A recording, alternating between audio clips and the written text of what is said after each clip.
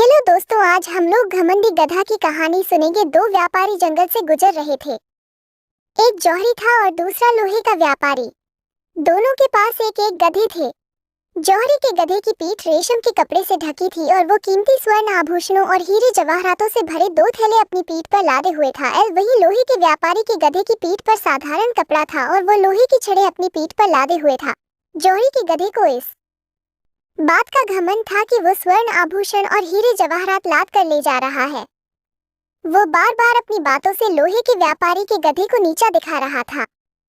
लोहे के व्यापारी के गधे को बहुत बुरा लग रहा था, लेकिन वो चुपचाप जौहरी के गधे की बातें सुन रहा था। अचानक डाकुओं ने उन्हें घेर लिया। डाकुओं को देखते ही दोनों व्यापारी डर के मारे अपने गधों को छोड़कर भाग गए। डाकू गधों की पीठ पर लदे सामान देखने लगे। उन्होंने देखा कि लोहे के व्यापारी के गधे पर लोहे की छड़ लदी हुई है। कीमती सामान ना देखकर उन्होंने उसे भगा दिया। जौहरी के गधे की पीठ पर कीमती सामान था। उन्होंने उसे पकड़ लिया और उसकी पीठ से कीमती सामान निकालने लगे। गधा जब भी विरोध करता, वे लाठी से उसकी खूब सुताई करते हैं।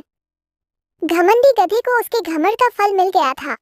अतः दोस्तों, हमें इस कहानी से यही सीख मिलती है कि कभी घमंड नहीं करना चाहिए। कभी न कभी घमंडी को नीचा देखना ही पड़ता है। कहानी पसंद आई हो तो मजेदार कहानियाँ YouTube चैनल को सब्सक्राइब करें। धन्यवाद।